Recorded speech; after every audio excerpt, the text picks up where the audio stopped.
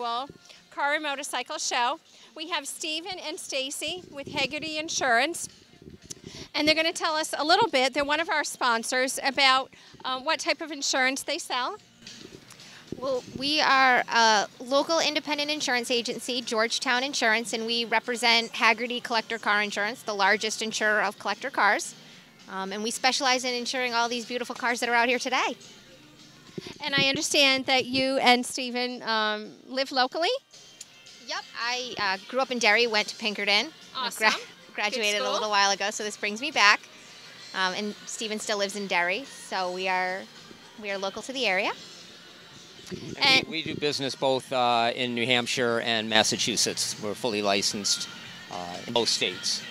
So insuring collectors' cars is a big part of Georgetown Insurance? Yes, it is. It's a big part. It's becoming bigger. We actively work at car shows. We're the exclusive insurance agency sponsor for a very large show down in Danvers at the Liberty Tree Mall called Cruising the Tree. That's been going on for 23 years. There's typically 300 to 400 cars every Wednesday night, and it is a benefit for Project Dare and the Danvers Police, so it goes to a good cause. That sounds great. It sounds like a show that maybe we need to check out and see. And if you looked in the back of the program today, did you look in the back here to answer those questions? I was working on them, and did then you see? You interrupted me. Oh, well, Right. if you continue to fill out our contest for $50 Panera Bread gift card, the question is, let me see, who is the official insurance agent for Cruising the Tree in the ad on page 13? So you should have no problem answering that question. Well, thank you for supporting our show and being a sponsor today. And enjoying it. Yeah, I'm fortunate with the rain. It's been a little quieter since we had to reschedule to today. That's okay. But we've still got some beautiful, awesome cars. Are you insuring that Viper? I just talked to the owner of the Viper over there. You need to talk to him. From my understanding, he's taking it to 150 miles an hour, so he may need a little. No, he's been very, very careful. He hasn't had any, believe it or not, speeding tickets. He seems to have a lot of friends that look out, so he's been able to take it that far, but sounds like a fun car to drive. So this is a beautiful car, and I'm hoping we can find someone to talk about that Thunderbird because I love the color. Being a woman, it's always about color. He'd be more than happy Good. We'll talk to him about that because very, very pretty car, and it looks. That's worth about $90,000. It looks like it's just come off of being exactly the assembly line, right?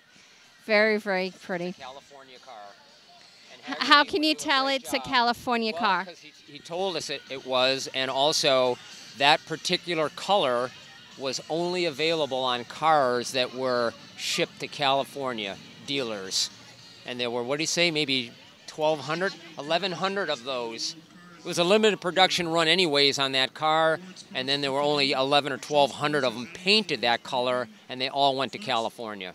So looks like it belongs in California and not New Hampshire, doesn't it? It does. Haggerty would do a great job insuring that vehicle because they've got a feature on their policy called guaranteed value. So if that car was insured for $90,000 and it was totaled or it was stolen, the owner would get $90,000, no questions asked. There's no depreciation on a loss settlement. So that's a big feature that the collectors look for. Yeah, that sounds like a very, very good insurance program where there's no questions asked. Yep. Yes. Heaven forbid, though. It's a beautiful car. I wouldn't want to see anything happen to it. They take good care of them. Great. Well, we'll make our way over there. Thank you again. Thank you. We'll see you next year. Okay. We have Bob Hayes here. He's a beautiful, beautiful Thunderbird, and he's going to tell us a little bit about it. Okay. This Thunderbird had a production number in 1957 of 21,380. Of that quantity, 6% were painted this color. That means, legitimately speaking, there's only 1,100 Thunderbirds painted this color by Ford Motor Company. I love the color. It's called coral sand. Excuse me. And most of these cars were shipped to California. excuse me, the color is very rare. Like I said, 1,100 were painted this color. So this isn't the original paint, though, or it's been matched. It's a 10-year-old paint job of the original color. And I get challenged a lot with this color because people who see this car for the first time don't believe the color. Well, especially in New England, we don't have such pretty colors like That's this. the thing. These cars were all shipped to Pomona, California. It looks like it belongs on the ocean side. Yeah, this is like Suzanne Summers, Barbara Streisand, Yes. Dwight Yoakam. Or Suzanne Robinson, myself. Yes, I could sir. drive a car this color. Yeah. But basically speaking, the car has been completely done over, undercarriage on top. To give you an idea what these cars are worth, the Barrett Jackson auction, these cars run, with the economy being good, anywhere from $100,000 to $150,000. They're a very rare car. They're very popular in foreign countries. They ship them overseas too. But I did this car up myself. I was a car salesman in 1957. I was 26 years old selling these cars for $33.94 is what this car costs. Wow. And So today, you've had it since then? no, I've had it for 4 years, Only 4 years. and I've been spending money on it ever since. It's like throwing money into an empty hole, but Well, it's a pretty hole, though. but if it's done right, the investment's protected, and it is done right. I didn't cut corners on cost. So where did you buy it? Did you find it out on the West Coast? My wife behind me is a car person, and I must Good for her. tell you that in order to have a car like this, your girlfriend and/or your wife must understand that this is a hobby, because if you don't, you're going to have arguments because it's an investment. And It's better than having another woman on the side. you get that right, and they don't cheat on you either. Although you may be putting just as much money into it. You're right. You're right. But the bottom line is, this car is an investment. It'll be worth $100,000 in a very short time, and the bottom line is, I only drive it 300 or 400 miles a year. It never ever sees rain. And that's why we had the show today and not yesterday, because we knew people like you were not going to want to take their beautiful cars out. See, this is a antique car, but it's also considered an American classic because it is a Thunderbird. Stop and think about what the cars look like today. At one time, a Cadillac and a Lincoln were very distinguishable. Right. You can't tell them apart. This 57 Ford speaks for itself in many ways, okay? I've had, not to brag, but I've had offers of $70,000 to sell this car, but it's not for sale. I just don't want to sell it. Where did you find it? You said you bought it 4 years ago. My wife knew I was looking for a 57 Thunderbird. She saw this car up in Tilton, New Hampshire. In Tilton? So I said to her, Kate, do me a favor, because she wears slacks. Crawl into the car and tell me if it's got any oil leaks. She went into the car, and a guy came out, and he said, what are you doing under my car? She said, I'm checking it for oil leaks. My husband, my God, you're a female, because female voice. Yeah. And that's how it all started. She found the car, and I bought the car. Wow. So she knows a little bit more about cars than most of us who are just looking at the color.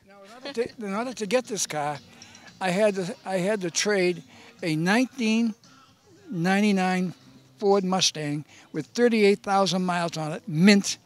Next to that was a Pontiac Grand Prix, 78 with maybe 45,000.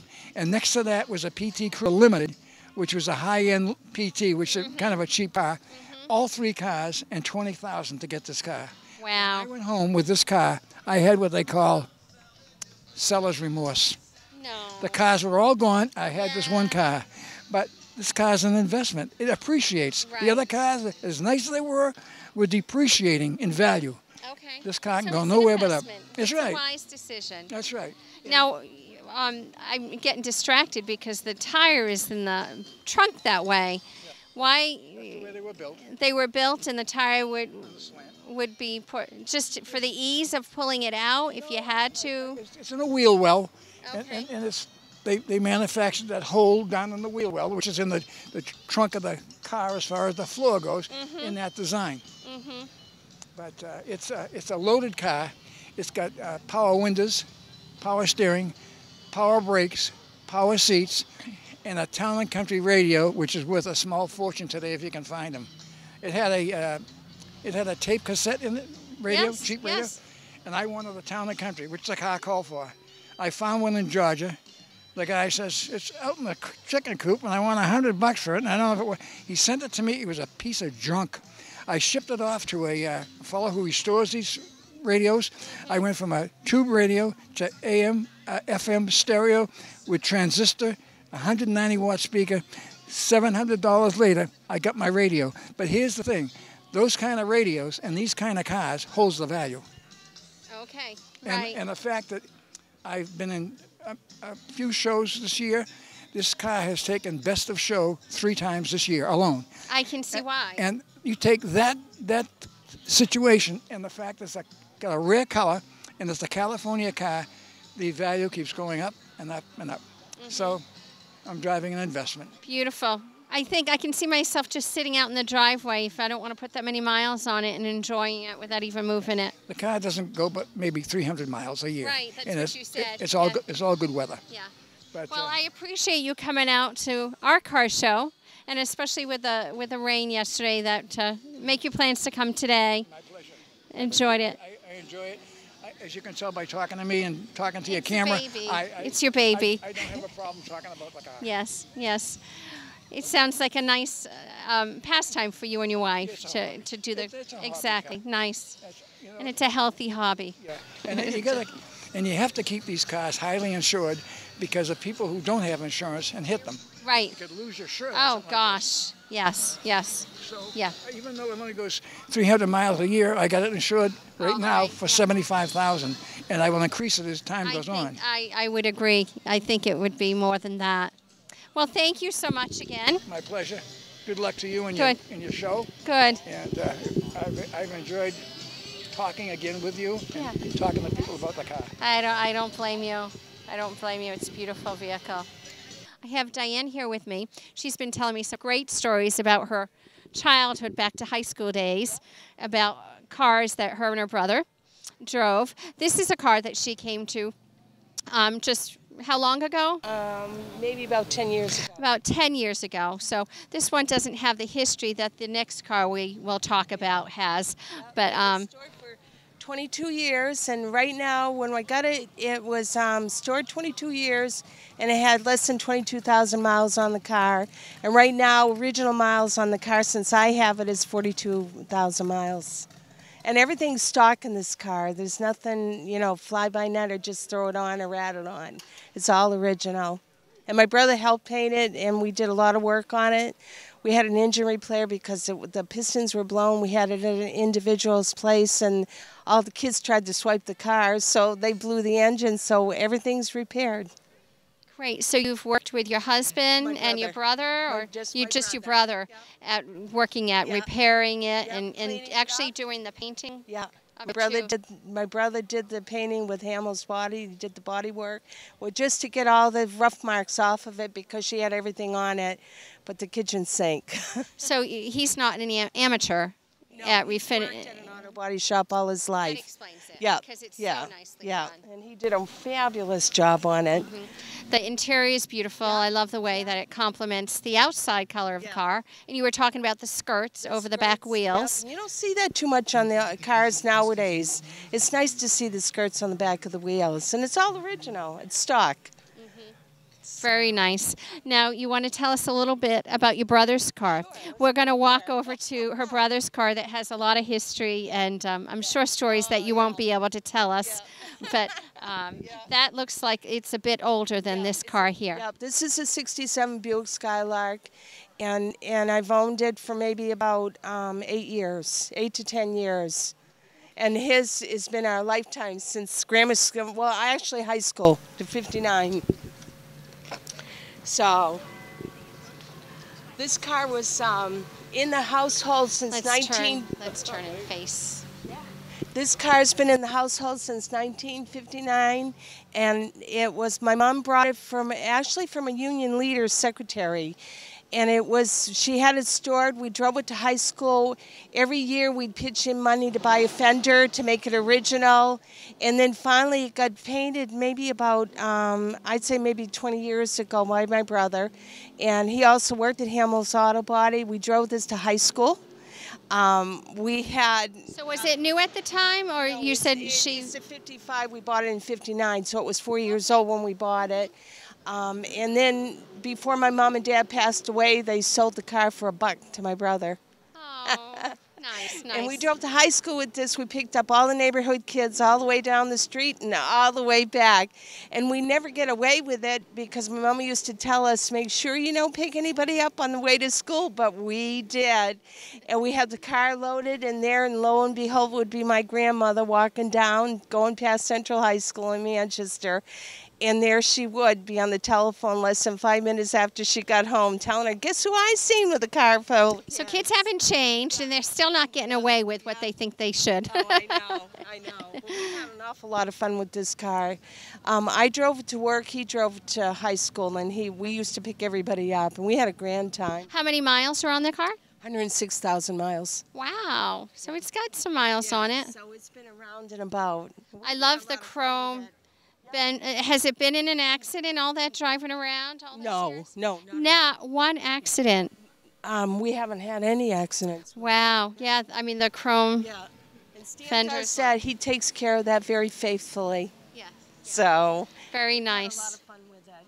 Well, thank you for talking with us and sharing some of the fun, more aspects of car ownership. So. Thanks thank for you. supporting our show. Okay. I hope we'll see you next year. Okay, we'll be here. Great. Okay, take care. Bye. Bye. Let's see. I'm here with Daryl Sargent. He's got a custom motorcycle that he has made. He's going to tell us a little bit about it. Yeah, it's just I bought a frame and some sheet metal and started building. You know, I had help from friends. R&R Cycle built the motor.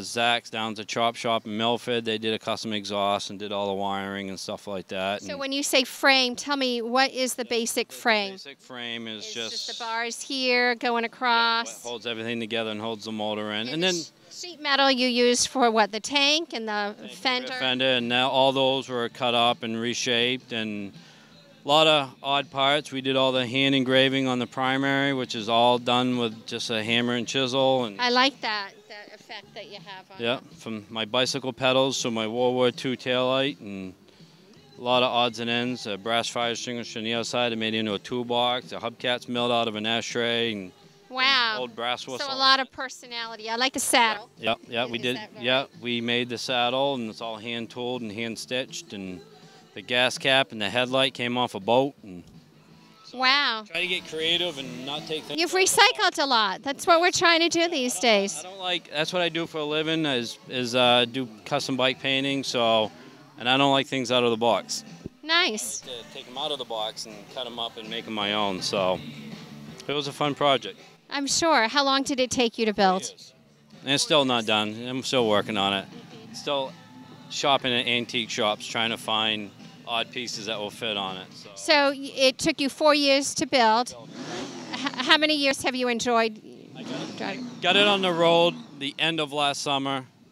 Put 900 miles on it. Took it back off the road, pulled the motor back out, did some changes, metal flaked the wheels, rewired the bike, and then rode it all this summer. And then gonna do a couple of changes over the winter, but not much. Just little Nice. subtle brass pieces. And it looks like it's awfully low to the ground. Is that traditional? Of? It's low, but where the bike has no rear suspension, it's called a hardtail. You can run them low.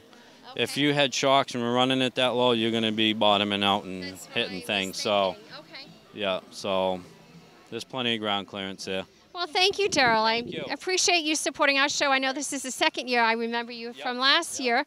Thanks for coming today, especially after the rain day yesterday. And this is a good time for us to kind of wrap up the show with the exhaust wars starting and all the noise coming. I want to just thank everybody who supported us, all our sponsors and the participants and all the attendees who have come here today. We really appreciate the support with all the funds we donate to all the 100% of the funds go to the local nonprofit organizations in town and the community and all the other organizations that we support. Thank you. Thank you.